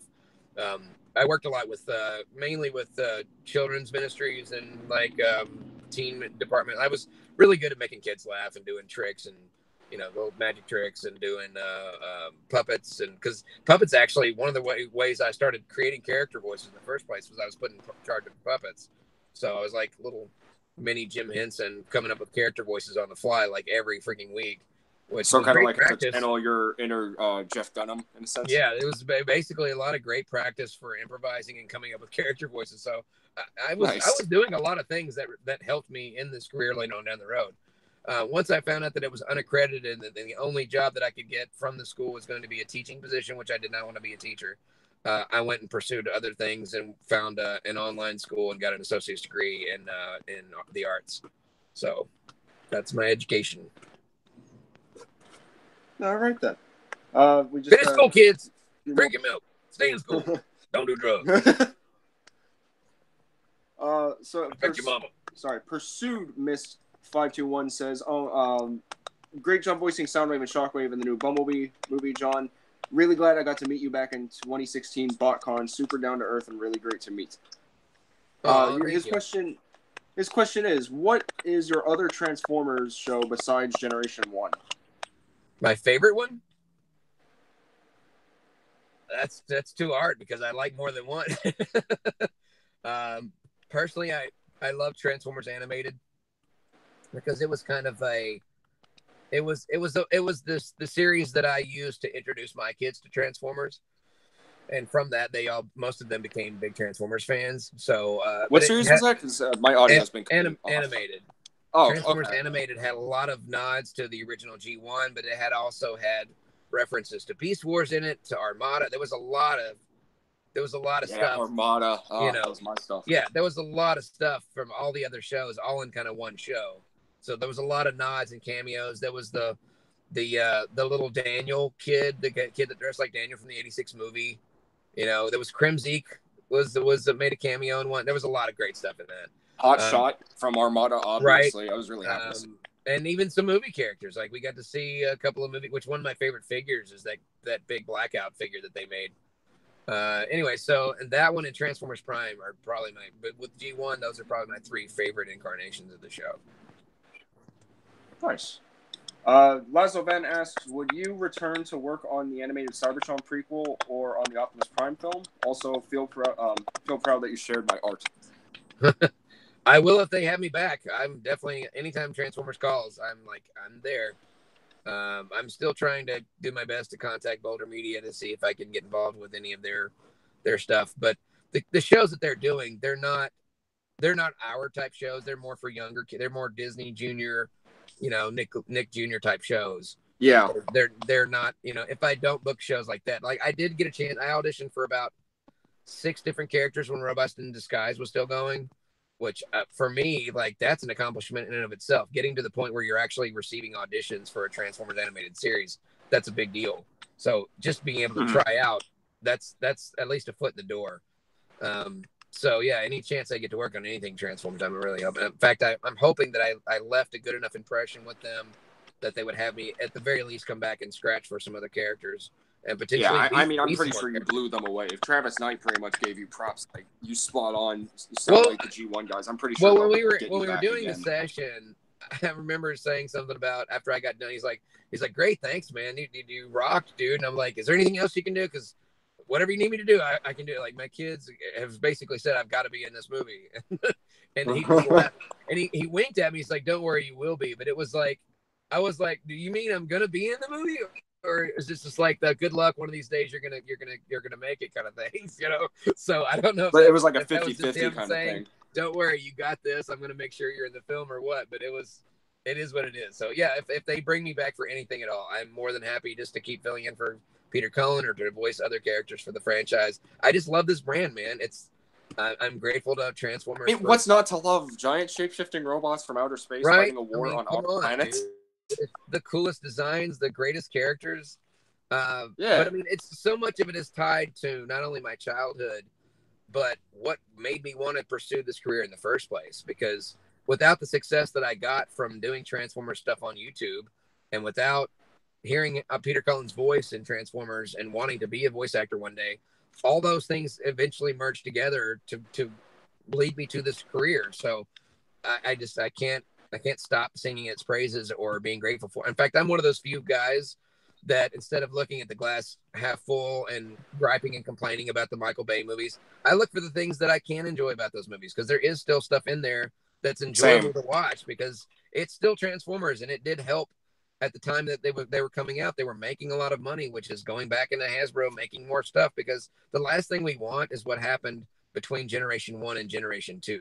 or between Yeah, like there was a Generation 2. major pause Yeah, between there was Generation 1 and Beast Wars. After Action Masters, there's a huge gap. We don't want there to be gaps. We want them to always have a strong presence in toy aisles and in video games and in comics and in movie theaters and on television. Because if the shows are getting canceled, they're not making movies. They're not going to be selling many comics. We've seen them cancel comics a lot in the past. There's a good chance that you never know. Your favorite brand could get dwindled down to nothing, or there might not be just old toys in the stores. So we don't want that to happen. So anything that's good for the brand overall is good for all of us as fans. So try to be positive as you can about the movies, even with the parts you don't like. Just focus on the parts that you do. Yeah, see, I try to do that with all Transformers. I get ridiculed so much. Well, not ridiculed, but I get picked on about it. Like, oh, you like everything. Yeah. Like, yeah, I do, because this franchise is amazing, and I'm gonna enjoy it until the day it dies, which hopefully it never does. And I like so many people, I saw the results of the Last Night movie, like how it did in theaters, and even watching the film, that there's a lot of stuff in the film that you could kind of just tell that Michael Bay probably watched some of the old cartoons and saw something that he's like, that would look cool on a big screen. It had nothing to do with the story, but like when Unicron is starting to come up out of the water, did that not remind people of when the Nemesis used to come up out of the water and Megatron and Laserbeak and Shockwave and all them would fly out? You know, that whole scene kind of reminded me of that. And I kept seeing familiar things that's like, this looks like something that came from a Transformers cartoon, translated onto the big screen, but not with a story that kind of ties it all together very well. But I just focused on the parts that were cool. There was a lot of cool stuff to watch in that movie. Mm-hmm. So I'll just get over the rest of it as long as it's good for the brand, you know? Yeah. My good buddy Larry Arts Productions asks, will you be my husband? I'm afraid I'm already married and I'm straight, so 2 strikes. Transformers Productions asks, would you be interested to voice some non-Transformers characters? Any characters. I'm always happy to voice characters. If I'm going to work on Transformers, though, I would much prefer bots over humans. But I have auditioned for humans before. But I mean, who can't go wrong with the robots. I mean, human characters can be good, but like I mean, look at Josh Keaton. Look at Tanya Gennady. I mean, those guys did a great job on Transformers Prime. And I honestly love their human characters more than any other character in all of the cartoons except for Sorry. That's like my favorite human character of any Transformers, because I never really cared for the humans all that much in the old show. Like Spike was always getting himself in some trouble. And it's just like, and they were always like, hello, there's a dangerous battle with giant war machines. Hop in, let's go, kids. Like these little kids going to battle. And I think this is going to be the last question from the audience because you have to go, but I do have 3 small minor questions after this. Okay. John J. Pollock asks, hey, John, hope LA is going great for you. Do you have a Transformers collection? And if you do, how many figures do you have? Let's say rough estimate, because I have no idea how many. Okay, so I'll try to do this quickly. I have every Masterpiece figure, including some alternates. I have both versions of Shockwave, both versions of Megatron. I have all of the current lines, all the way starting at Combiner Wars. I have every figure except for a few, all the way up to Siege, which I'm still missing. Shockwave, Ultra Magnus, and Optimus, and I just got Sideswipe last night, so I'm only missing three of the current toys from Siege. I just got all the bots that Target had. Like, there was no bots. Yeah, bots. I bought so many. Well, I had a brilliant idea to use them to bribe my kids into making good grades. So for an A, they get the big bots package. For a B, they get the smaller one. For a C, they get the individual. Okay, nice little incentive. I see. Right. So, anyways, but yeah, and I have the entire Transformers Prime line, the entire Transformers Animated line, and a lot of the generations, almost all of the generations figures. So I honestly don't know. And I have quite a few G1. I have a G1 Scorponok with a box, Shockwave. I've got a Megatron on the way that I looked up and got a really good deal on with the box included. So yeah, I've got a really decent sized Transformers collection. I post it sometimes to Instagram. Some folks that watch the stories can have seen and I use that background where my stuff's displayed in my Stardust videos a lot, so people can see my nerd room. And you can also see it when you go to my Twitch streams. And if you want to know my socials, guys, it's just EpicVoiceGuy on everything. So if you like Twitch streams, EpicVoiceGuy. Be like Instagram, Epic Voice Guy, Facebook, Epic Voice Guy, Twitter, Epic Voice Guy. Just find Epic Voice Guy. I'm the most active on Stardust, which like I said, I've been sick lately, so I'm a little behind. But I'm the most active on Stardust and Instagram and Twitter. But you can still find me on YouTube. You can still find me on Facebook. There's no need to stalk. Yeah, you're really responsive on Instagram. Like, I appreciate how responsive you've been to me specific. Like, I really do appreciate that, dude. It's the little things like that matter. Speaking of which, like, you guys don't have to go to my personal Facebook page. You know, go to my professional page or any of my. So I'm very interactive with people. Like, if you leave me a message, the chances are good that I eventually will reply to it, even if I don't reply right away. But if I give you a thumbs up, that usually means, okay, I'm busy. I got to get back to it now. It does not mean continue messaging me.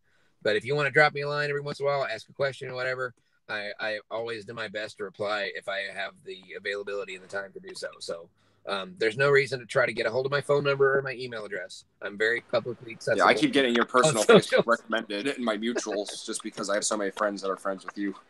Yeah. Well, I tend to keep my personal Facebook's personal, where it's only people that I actually know or people that I've worked with or want to work with, kind of thing. So every day I check the birthdays to see if there's people in there that shouldn't be there and start deleting folks. I know I'm an awful person. I'm sorry. I was like, I looked at Facebook. I was like, I do not know 1,500 people. How are these people all friends of mine? No, I get you, dude. And this is kind of a follow-up question to John's question. When you play with them, do you do the character voices? Like when you play with your figures? Pick them up or something? I don't play with figures anymore. I'm not 5 years old anymore, so I don't sit on the floor and go pew pew bang bang. When I read to my kid, if I read Transformers books or comics with my kids, or if I play around with them on the floor with their toys, because we have an autistic son that's kind of perpetually stuck between 3 and 5 years old mentally, even though he's almost as big as me physically. I still do the old school voices, but it's not always just G1. It's Rescue Bots or whatever it might be. So, right. Yeah, that's nice. I'm going to do the original voices, but sometimes there's characters that don't have voices, so I have to come up with cool voices. Right, and that's sometimes just part of the fun. I mean, that's the same thing with like any other traditional character. Like you could just give them any voice as long as you think it fits. That's why stop motion things, they do that kind of thing. All right, final 3 questions, rapid fire this. Do you have any words of encouragement or advice to anyone in our audience who is aspiring to be a voice actor? Never ever give up. This is not a job that you go into to make money, because getting to a point where you can sustain your living off of just voiceover is very difficult. Never quit your day job and just dump in cold feet, because it's a good chance you're going to get burned. There's a lot of political red tape bull crap in this business. There's some underhanded people in this industry that will try to sneak around behind your back and poach from you or take advantage of you. There's clients that'll not pay you. There's a lot of negative things in this business, but it is one of the coolest things in the world to do as a job. I mean, I'm getting to play in the sandbox for the rest of my life, just pretending. And that's all acting is pretending.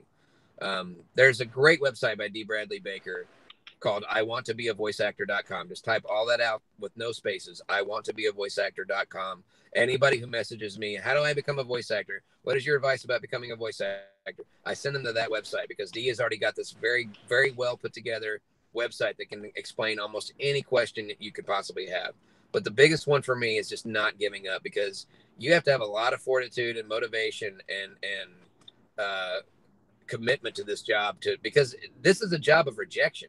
I get rejected all day long, every day.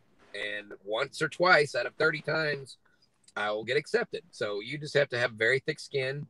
You got to have the feathers of a duck on your back, because this is a job where if you get into your head and I think I nailed it, and then you don't get the job, you could be very seriously heartbroken over some stuff. So you just got to never give up, man. As the good captain of Galaxy Quest once said, never give up, never surrender. You technically kind of promoted and plugged some stuff, but is there anything else that you wish to promote or plug? Just my socials, just Epic Voice Guy and all the stuff. I really appreciate it. If anybody wants to follow me on Stardust, I would greatly appreciate it. In fact, you should get on there. If you go to Stardust and follow Epic Voice Guy, follow me first before you follow anybody else. And then that's just a thing. Like if you follow me first, it's like a bonus thing for me. It makes me look cool to the people at Stardust. So follow me first when you join the app. It doesn't take up a lot of space in your phone. It works on any mobile device, and you can post your own stuff, make your own profile, check my stuff out, get a feel for it, and then tag me. You can actually tag people in the comments of your videos or in the main video part, and tag Epic Voice Guy, and I'll check out your stuff and I'll come comment.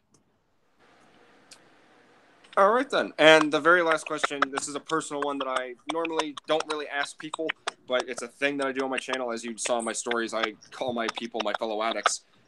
Do you consider yourself a Transformers addict for life? Yeah, I'd say I'm pretty stuck with this brand forever. Yes. Like, I don't know. It here, folks. Addict seems like kind of a strong word, but it's like, I think of it this way. It feels like I have become exactly who I wanted to be when I was 5 years old, because now every Transformers fan has had this nightmare before. You're in a store, you're in the dollar store. This is my favorite version of this stream. I'm in the everything's a dollar store, and I walk to the back section, and there's this huge wall of G1 toys that have been hidden in a warehouse somewhere, and they're selling them for like $1 a piece. Every single one's mint and sealed box. All the the old sticker books, boy, the swag, everything Transformers related from my child is there, and I get it all in a cart, and I wipe out the entire section, and then I get to the checkout line, and either I don't have my money or I wake up as soon as I get home with my purchases, and it's like instant heartbreak because it's not real. And now I'm at the point in my life where everything I loved as a Transformers fan as a kid is coming back again. So it's all G1, like the Bumblebee movie. It's G1 style 80s theme stuff. The War for Cybertron Siege. The seats for toy, yeah, the being seats Cybertronian design. They look G1, and now I am financially and capable of going to, like I did last night at Target, went to the store, wiped out the entire bot section. You have no idea how many times I've gone to Target and wiped out all the card game section. I've gotten so many cards, it's ridiculous. But I've got every single. I found the ultra rare Nemesis Prime card, which I freaking love, and it's so crazy to see things that I loved as a kid that you would never see, like seeing Transformers cards in a price guide, actually worth money while they're still in stores. It's so surreal. Like when we were kids, nothing Transformers would show up in a price guide. It was just like. In fact, at my school, I was the idiot for liking Transformers rather than liking He-Man.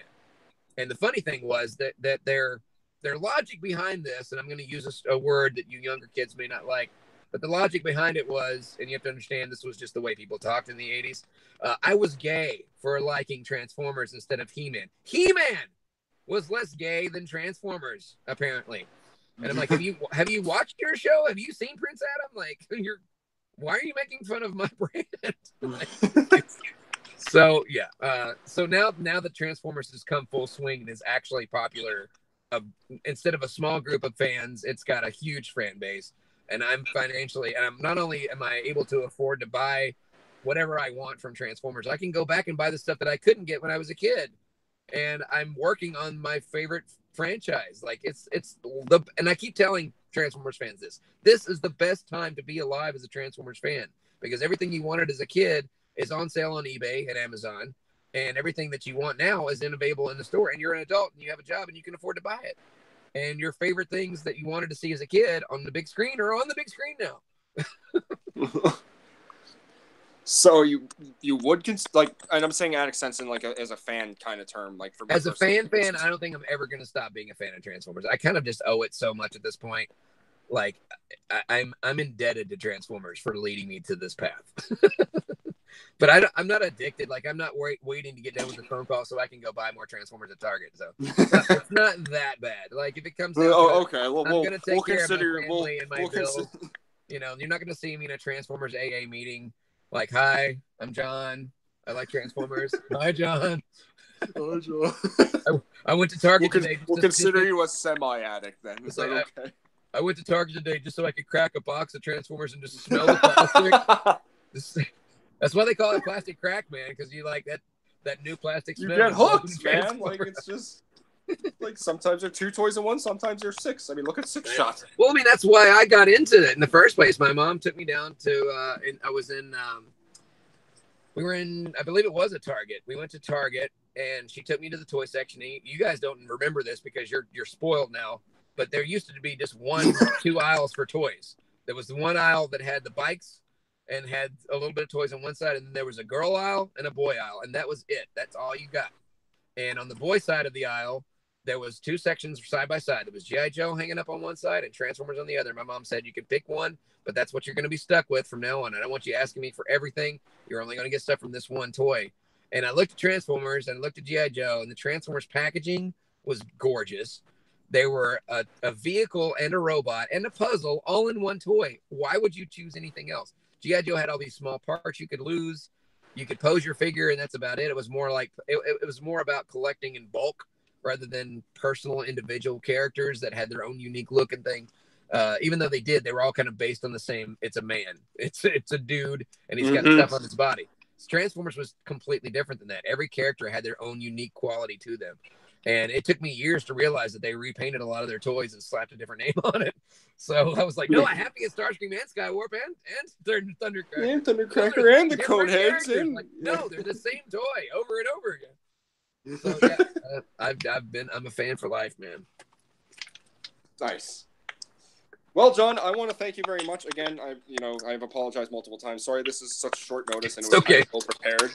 But I'm very happy to finally have you on my channel officially, considering that you've done my slogan in your epic voice for like I think it was like my 19th or 20th birthday. So once again, I have to thank you for that as well.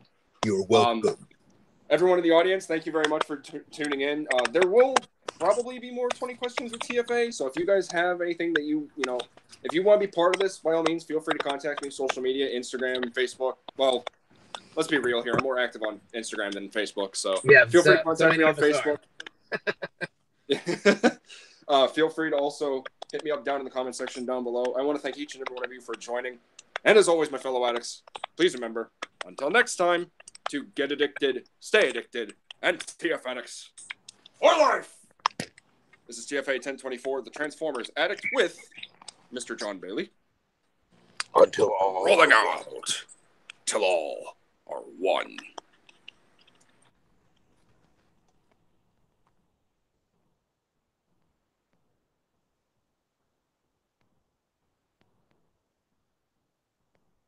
Are we